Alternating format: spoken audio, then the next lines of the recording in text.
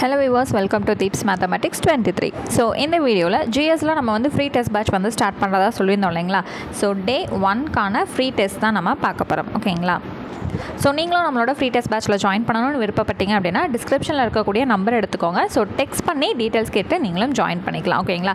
அதாவது டெலிகிராமில் இருக்கக்கூடிய லிங்க்கை வாங்கி நீங்கள் டக்குன்னு ஜாயின் பண்ணி நீங்களும் எங்கள் கூட சேர்ந்து ஃப்ரீ டெஸ்ட் பேட்ச் வந்து அட்டன் பண்ண ஆரம்பிக்கலாம். ஓகேங்களா. ஸோ டெஸ்ட் கொஷின்ஸ் வந்து எக்ஸ்ப்ளனேஷன் பார்க்குறதுக்கு முன்னாடி உங்களுக்கு ஒரு சின்ன ஒரு இன்ஃபர்மேஷன் வந்து கொடுத்துட்றேன்.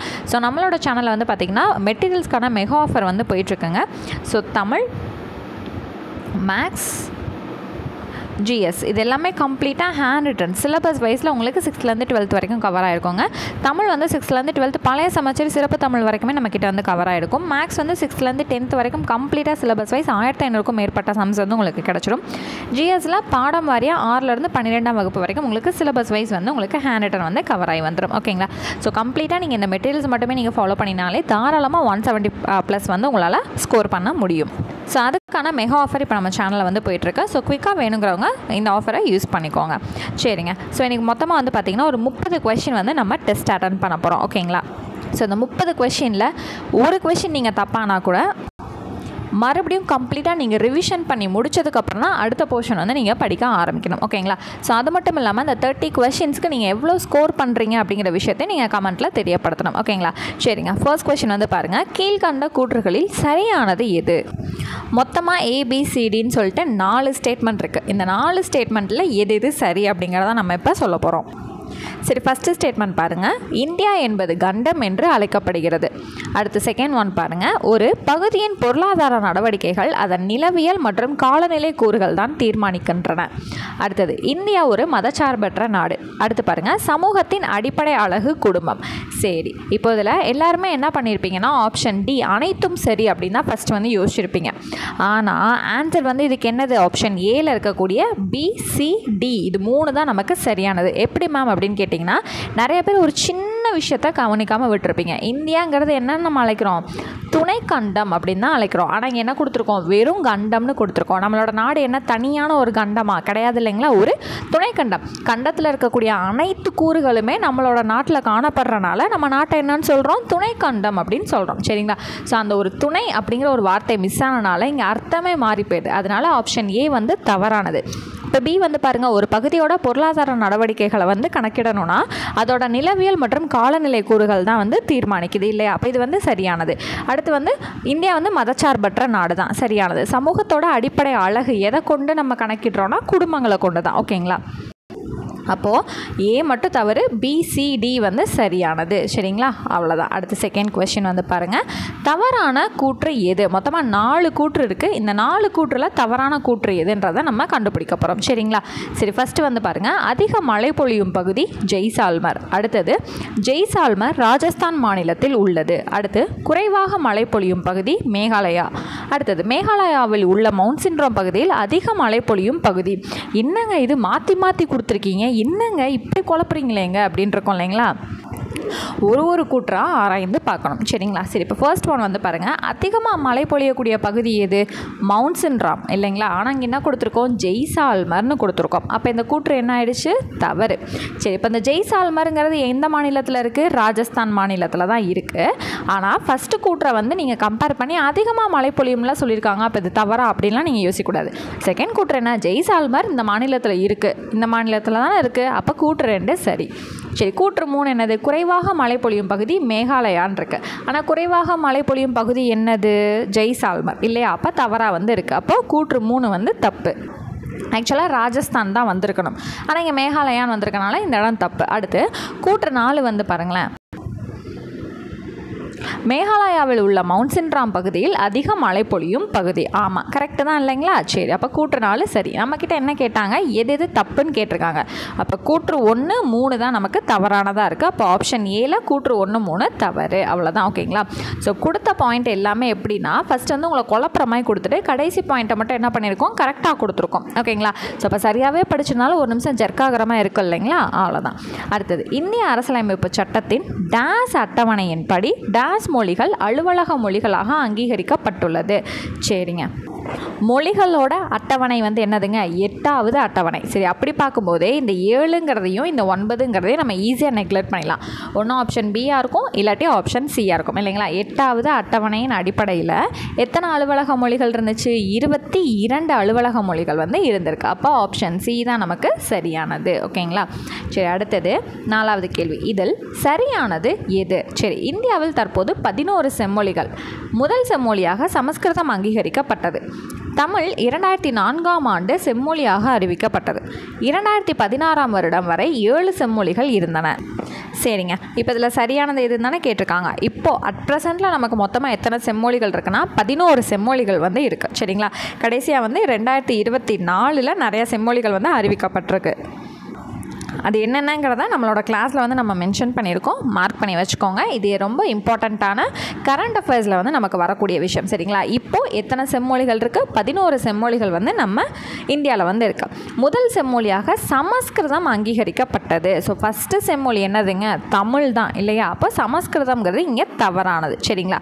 தமிழ் 2004ஆம் ஆண்டு செம்மொழியாக அறிவிக்கப்பட்டது. சரிதான். அடுத்து 2016ஆம் வருடம் வரை 7 செம்மொழிகள் இருந்தன. தப்பு. எத்தனைங்க இருந்துச்சு, 6 செம்மொழிகள் வந்து இருந்திருக்கு இல்லையா. இப்போ ரீசெண்டாக 5 செம்மொழிகள் வந்து ஆட் பண்ணியிருக்காங்க. ஓகேங்களா. ஸோ 6 + 5 இப்போ மொத்தமாக 11 வந்து இருக்குது நம்மக்கிட்ட. ஓகேங்களா. சரி, அப்போது இந்தியாவில் தற்போது 11 செம்மொழிகள் கரெக்டு. இது வந்து செகண்ட் கூற்று வந்து தவறானது. 3வது கூற்று கரெக்டு. 4வது கூற்று தவறானதாக போயிடுச்சு. அப்போ எது நமக்கு சரியானது, முதல் கூற்றும் 3வது கூற்றும் தான். அப்போ ஆப்ஷன் ஏ தான் நமக்கு சரியானது. ஓகேங்களா. சரி, அடுத்தது 2024ஆம் ஆண்டு அங்கீகரிக்கப்பட்ட செம்மொழிகளில் பொருந்தாதது எது? சரிங்களா. இப்போ போன வருஷம் 5 செம்மொழிகள் வந்து அறிவிக்கப்பட்டிருக்கு இல்லைங்களா, அதில் பொருந்தாதது எதுன்னு வந்து நம்ம சொல்லணும். ஸோ பார்த்தாலே தெரியுது, ஒரியா. ஏன்னா இது 2016ஆவது வருடம் வந்து வந்தது இல்லைங்களா. சாரி, 2014. சரிங்களா. இந்த மராத்தி, பாலி, பிராகிருதம் இது எல்லாமே பார்த்திங்கன்னா 2024ஆம் வருடம் வந்து அங்கீகரிக்கப்பட்ட செம்மொழிகள். அப்போ இதில் பொருந்தாதது எது, ஒரியா வந்து பொருந்தாது. ஏன்னா இதுக்கெல்லாம் முன்னாடியே வந்து வந்துருச்சு. 2014க்கும் ஒரியாவுக்கும் 2024க்கும் ஒரியாவுக்கும் சம்மந்தம் இல்லை. சரியா. அடுத்தது செம்மொழிகளுக்கான ஆண்டுகளோட அந்தந்த மொழிகளை நம்ம இப்போ பொருத்த போகிறோம். தமிழ், சமஸ்கிருதம், தெலுங்கு, மலையாளம். சரி, இப்போ தமிழுங்கிறது அப்வியஸாக எல்லாருக்கும் மெமரியான ஒரு விஷயம் தான். என்னது, 2004. அப்போ ஃபஸ்ட்டு ஆப்ஷனே என்ன தான் வருது நமக்கு, 4 அப்படிங்கிறது கிடைக்குது. அப்போ 4ங்கிறது ஆப்ஷன் பிலையும் டிலையும் இருக்குது. சரி, அடுத்த ஒன்று சமஸ்கிருதம் மட்டும் கண்டுபிடிச்சிட்டாலே ஆன்சரை வந்து ஈஸியாக நம்ம ஃபைண்ட் அவுட் பண்ணிடலாம். ஸோ சமஸ்கிருதம் எப்போது, அடுத்த வருடமே 2005. அப்போ 3 வருதா. அப்போ ஆப்ஷன் டி தான் நமக்கு சரியானதாக இருக்கும். தெலுங்கு வந்து 2008. மலையாளம் 2013. அப்போ அப்படியே ரிவர்ஸில் வருது பாருங்கள், 4, 3, 2, 1. ஆப்ஷன் டி தான் சரியானது. அடுத்தது சரியான கூற்று எது? சரி, இப்போ முதல் கூற்று பாருங்கள். இந்தியாவில் 29 மாநிலங்களும் 8 யூனியன் பிரதேசங்களும் உள்ளன. 8 யூனியன் பிரதேசங்கிறது கரெக்டு. ஆனால் 29 மாநிலம்ன்றது தப்பு. என்ன ஆயிடுச்சு, 28 மாநிலங்கள் தான் இருக்குது. இங்கேருந்து ஒன்று இங்கிட்டு போயிடுச்சு. சரிங்களா. அப்போ 28 மாநிலங்களும் 8 யூனியன் பிரதேசங்களும் தான் இருக்குது. அப்போ கூற்று 1 வந்து என்ன ஆயிடுச்சு, தவறாக போயிடுச்சு. அடுத்தது பாருங்கள். இந்திய தொல்லியல் துறை 65% கல்வெட்டுகள் தமிழ்நாட்டில் கண்டுபிடிக்கப்பட்டவை. எத்தனை சதவீதம்ங்க, 60%. சரிங்களா. அப்போ ரெண்டாவது கூற்றும் தப்பாக போயிடுச்சு. அப்போ இதில் கூற்று 1, 2 ரெண்டுமே என்ன ஆயிடுச்சு, தவறு தான். ஆப்ஷன் சி தான் இங்கே சரியான பதில். சரிங்களா. அடுத்தது 8வது கொஸ்டின். சரியான கூற்று எது? இந்தியா வேற்றுமையில் ஒற்றுமை உள்ள நாடு. ஆமாம், கரெக்டு தான். வேற்றுமையில் ஒற்றுமை உள்ள நாடு தானே. இத்தொடரை இந்தியாவின் 2வது பிரதமரான நேரு கீதாஞ்சலி என்ற நூலில் கூறியுள்ளார். ஸோ இந்தியாவின் முதல் பிரதமரான நேரு தான் வந்து சொல்லியிருப்பார். ஓகேங்களா. அப்போ 2வதுங்கிறது இந்த இடத்துல தப்பு. அவர் எந்த நூலில் வந்து நமக்கு இதை சொல்லியிருப்பார் அப்படின்னா, டிஸ்கவரி ஆஃப் இந்தியாங்கிற நூலில் சொல்லியிருப்பார். இங்கே கீதாஞ்சலிங்கிற நூலுமே நமக்கு தவறானது தான். சரிங்களா. எப்படி பார்த்தாலும் இந்த செகண்ட் கூற்று வந்து தவறானது. அப்போ ஆப்ஷன் ஏல இருக்கக்கூடிய கூற்று 1 மட்டும்தான் நமக்கு சரியானது. ஓகேங்களா. சரி, இந்த மாதிரி மைன்யூட்டான வார்த்தைகளை கூட நம்ம நல்லா வந்து கவனமாக வந்து வாசிக்கணும். சரிங்களா. இந்தியாவை இனங்களின் அருங்காட்சியகம் என கூறியவர் யார்? ஸோ இந்தியாவை இனங்களின் அருங்காட்சியகம் அப்படின்னு சொன்னவர் ஆப்ஷன் பியில் இருக்கக்கூடிய V.A. ஸ்மித். இந்த ஆப்ஷன் ஏல இருக்க அகத்தியலிங்கம் இருக்கார் இல்லைங்களா, இவர் இந்தியாவில் வந்து காணப்படக்கூடிய மொழிகளின் காட்சி சாலைன்னு வந்து சொல்கிறார். அதாவது இந்தியாவை மொழிகளின் காட்சி சாலைன்னு சொல்லியிருக்காரு. V.A. ஸ்மித் வந்து இந்தியாவை இனங்களின் அருங்காட்சியகம்னு சொன்னார். அகத்தியலிங்கம் வந்து மொழிகளின் காட்சி சாலைன்னு வந்து சொல்லியிருக்காரு. ஸோ இது வந்து நமக்கு பாலிட்டியில் இங்கே வந்து சோசியல் புக்கில் படிக்கிறோம் இல்லைங்களா, அகத்தியலிங்கம் பற்றி தமிழ் புக்கு 9ஆம் வகுப்பு முதல் இயலில் வந்து நம்ம படிப்போம். சரிங்களா, அவ்வளோதாங்க. அடுத்து 10வது கொஸ்டின், தவறான கூற்று எது? சரி, இப்போ ஃபர்ஸ்ட் ஸ்டேட்மெண்ட் வந்து பாருங்கள். விதி 15ல் 1 மதம், இனம், சாதி, பாலினம், பிறப்பிடம், மொழி என்ற அடிப்படையில் பாகுபாடு காட்டக்கூடாது. சரி, இப்போது இங்கே என்ன கேட்டாங்க? தவறானதுன்னு கேட்டாங்க. எல்லாருக்குமே என்ன தோணும்? இது சரி அப்படின்னு தான் தோணும். ஆனால் இந்த கூற்று தவறானது. என்ன மேம் அப்படின்னு கேட்டிங்கன்னா, இதில் மொழி அப்படிங்கிற ஒரு விஷயம் அடங்காது.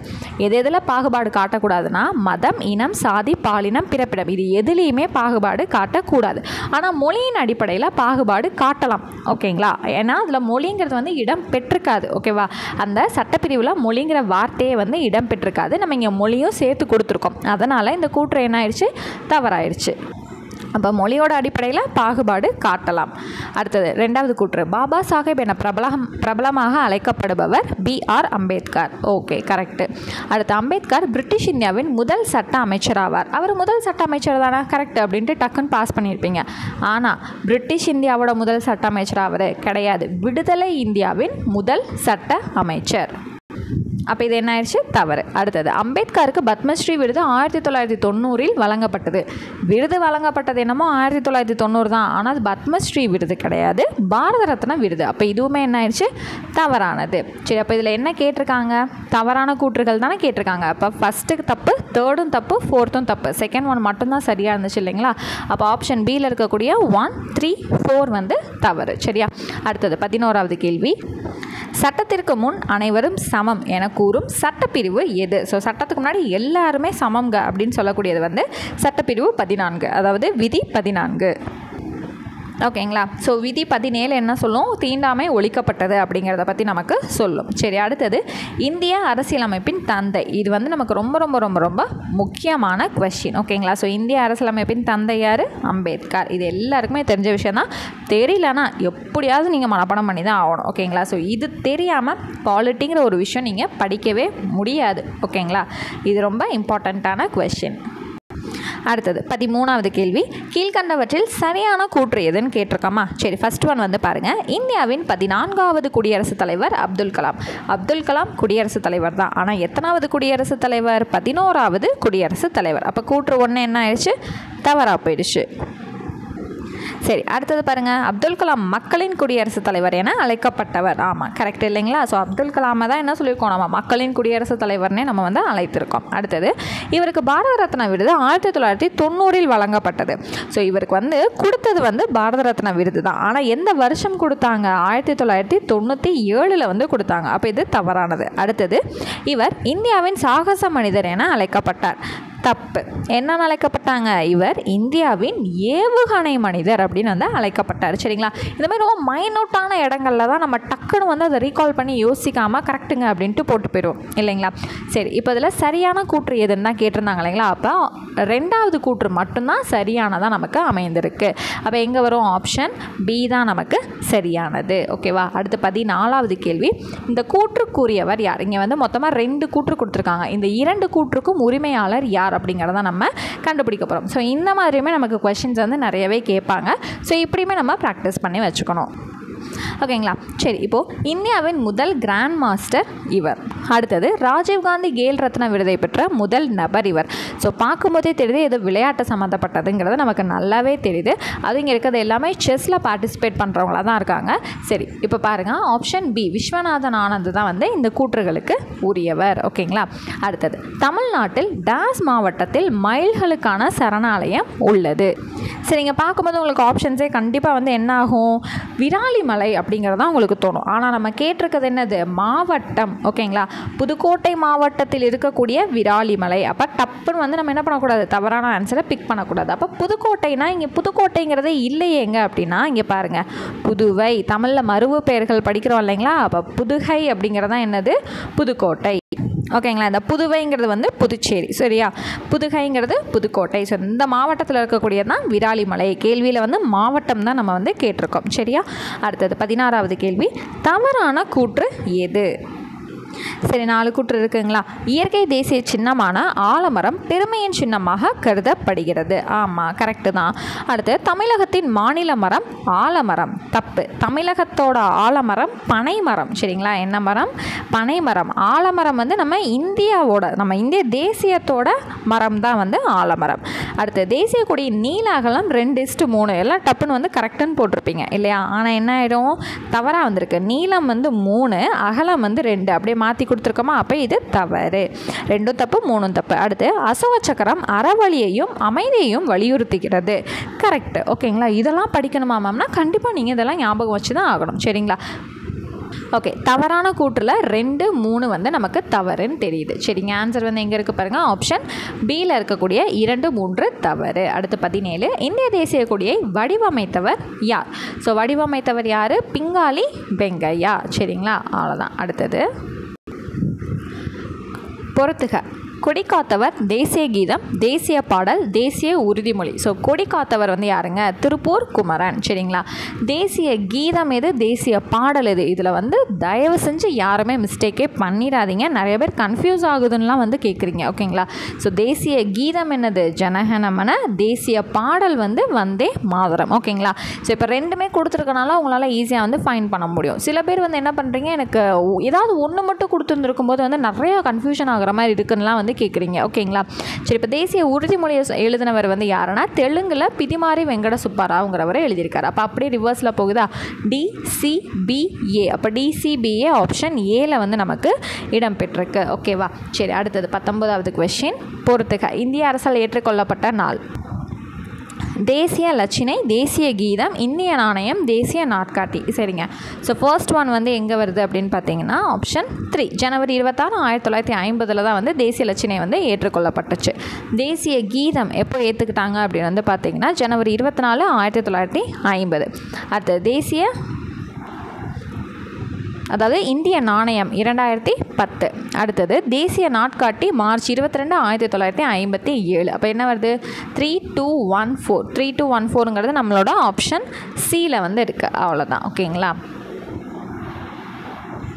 அடுத்தது தேசிய பாடல் எந்த நாவலிலிருந்து எடுக்கப்பட்டது? ஸோ இதெல்லாம் பார்க்கும்போது ஆனந்தன் இருக்கும்போது ஐயோ அதுக்கு பின்னாடி என்ன வார்த்தைங்கிறதே நமக்கு மறந்து போயிடுச்சு அப்படிங்கிற மாதிரி டப்புன்னு ஒரு கன்ஃபியூஷன் வரும். அப்போ அது படிக்கும்போதே உங்களுக்கு டக்குன்னு மைண்டில் என்ன தோணும்? ஆப்ஷன் பார்க்குறதுக்கு முன்னாடியே ஆனந்த மடம் அப்படிங்கிறது உங்களுக்கு தோணியிருக்கணும். சரிங்களா? ஸோ இல்லை ஆப்ஷனை வச்சு நம்ம பிக் பண்ணிக்கலான்னு போனீங்கன்னா கம்பல்சரி கன்ஃபியூஷன் ஆகிடும். ஓகேங்களா? அப்போ என்னது ஆன்சர்? ஆனந்த மடம். அடுத்தது இந்திய அரசியலமைப்பு சபை மூவர்ண கொடியை தேசிய கொடியாக ஏற்றுக்கொள்ளப்பட்ட நாள். இது எங்கேயோ பார்த்தீங்கன்னா புக்குக்குள்ளே வந்து நமக்கு இருக்காது. எங்கே இருக்கும் அப்படின்னா பின்னாடி வந்து பாயிண்ட்ஸ் டு ரிமெம்பர்னு சொல்லிட்டு பின்னாடி இருக்கும் பார்த்தீங்களா, நினைவில் கொள் அப்படின்னு சொல்லிட்டு அந்த இடத்துல தான் நமக்கு இந்த பாயிண்ட் வந்து கொடுத்துருப்பாங்க. ஓகேங்களா? ஜூலை 22. Option B. சரிங்களா? ஸோ இது வந்து புக்குக்குள்ளே மூவண்ண கொடின்னு இருக்கக்கூடிய இடத்துல ஜூலை 22 ஏற்றுக்கொள்ளப்பட்டதுங்கிறத மார்க் பண்ணி வச்சுக்கணும். சரியா? ஜூலை 22, 1947. சரியா? அடுத்தது பாசறைக்கு திரும்புதல், சுதந்திர தினம், குடியரசு தினம், காந்தி ஜெயந்தி. இந்த டேட் எல்லாம் மேட்ச் பண்ணணும்.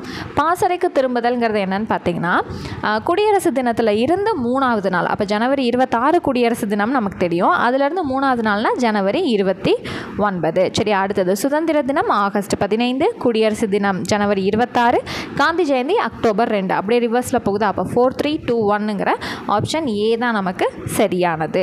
அடுத்தது சர்வதேச அஹிம்சை நாள் டேசாம் வருடம் அங்கீகரிக்கப்பட்டது. சர்வதேச அஹிம்சை நாள் எந்த வருடம் வந்து அங்கீகரிக்கப்பட்டது அப்படின்னா 2007. யார் இதை அங்கீகரித்தாங்க? ஐநா சபை. சரிங்களா? ஓகே. அடுத்தது சரியான கூற்று எது? ஸோ மொத்தமாக 4 கூற்று இருக்குது இல்லைங்களா? அரசமைப்பு சட்டம் நடைமுறைக்கு வந்த தினம் ஜனவரி 26, 1949. கரெக்டாக? தப்பு. 1950 தான் நடைமுறைக்கு வருது. சரிங்களா? அடுத்தது லாகூர் காங்கிரஸ் மாநாடு 1928. முழு சுயராஜ்யம் அப்படிங்கிற முழக்கம் வந்து லாகூர் காங்கிரஸ் மாநாட்டில் தான் வந்து நடக்குது. ஓகேங்களா? INC. ஆனால் அது எந்த வருஷம்? 1929 தான். இங்கே 28ன்னு கொடுத்துருக்கனால இந்த கூற்று வந்து என்னது? தவறு. அடுத்தது இந்திய அரசமைப்பு நிர்ணய மன்ற உறுப்பினர்களின் எண்ணிக்கை, அதாவது நிர்ணய சபை இருக்கு இல்லைங்களா, அதோட உறுப்பினர்களோட எண்ணிக்கை 389 பேர் தான். சரியானது. அடுத்தது நிர்ணய சபையில் 15 பெண் உறுப்பினர்கள் உறுப்பினர்கள் வந்து இருந்தாங்க. கரெக்ட் தான். அப்போ 3வது கூற்றும் 4வது கூற்றும் மட்டும்தான் நமக்கு எப்படி இருக்குது, சரியாக இருக்குது. அப்போ ஆன்சர் சி தான் நமக்கு சரி. சரியா? அடுத்தது அரசமைப்பு தினம் வந்து என்னைக்குங்க? நவம்பர் 26. ரொம்ப ரொம்ப ரொம்ப ரொம்ப இம்பார்ட்டண்ட்டான ரிப்பீட்டட் கொஸ்டின் இது. ஓகேங்களா? நவம்பர் 26.